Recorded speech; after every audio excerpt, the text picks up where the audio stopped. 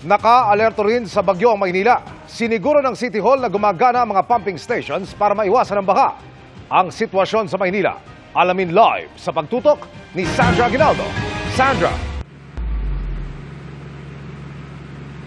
Yes, Emil, sa ngayon ay narito po ako sa Manila Bay at sa ngayon ay medyo maayos po ang panahon dito. Hindi kami nakakaranas ng ulan o ambon man lang, pero may kalakasan ang hangin. Ganun pa man ay magbabantay po ang Manila Local Government sa posibleng pag-ulan na pwedeng magdala ng pagbaha ngayong magdamag.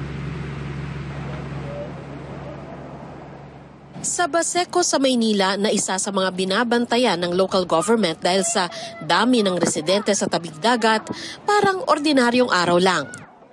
Halos buong maghapong makulimliman langit, may kalakasan ng hangin, kaya marami ang naglilibang sa Baseco Beach. Pero ang lokal na pamahalaan, naghahanda sa mga posibleng pag-ulan na maaring magdulot ng pagbaha. Si Manila Mayor Isko Moreno nakipagpulong sa City Risk Reduction Management Office. Handa na raw ang kanilang mga evacuation center, pagkain at inumin para sa mga lilikas at mga gamit pang rescue.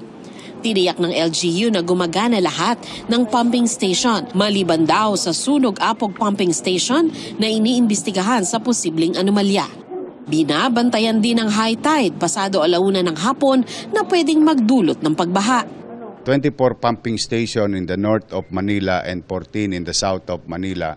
Lahat naman na gumagana. Sa Damka naman na di bateriyang pumping station, huwag kayong mag-alala, may bateriya. Nag-set up din ng mobile pump ang MMDA sa Ross Boulevard para mailabas ang tubig mula sa mga drainage patungo sa Manila Bay. Ito po ay isang mobile pump na may capacity ng 1 cubic meter per second. Ang isa pong ganito ay kayang magpuno ng 1.5 Olympic-size swimming pool sa loob ng 1 oras. Kung may 10 kang ganito, para kang may isang pumping station. Alam ni Mang Tomas na may paparating na bagyo. Pero ang pinaghahandaan niya, hindi ang hagupit ng alon, kundi ang kalam ng kanyang sikmura. Kaya hinango na niya ang ginawa niyang uling para maibenta na. Wala pa raw sa kalahati ang maisasalba niya bago dumating ang bagyo. Sanay na siguro sa... Sanay ka na? Oo. Tuwing bagyo, dito na rin eh. Pag huminto ako, gutom maabuti namin. Si JR naman, ipinarada muna ang balsa na yari sa styrofoam pero nakabantay pa rin sa anumang pagkakataon. Abang-abang ako para makaariya, di pa eh. Mahangin pa. Antay ko muna kumalma. Mga residente dito, pinatibay na ng pakikipagbuno sa unos sa kanilang buhay.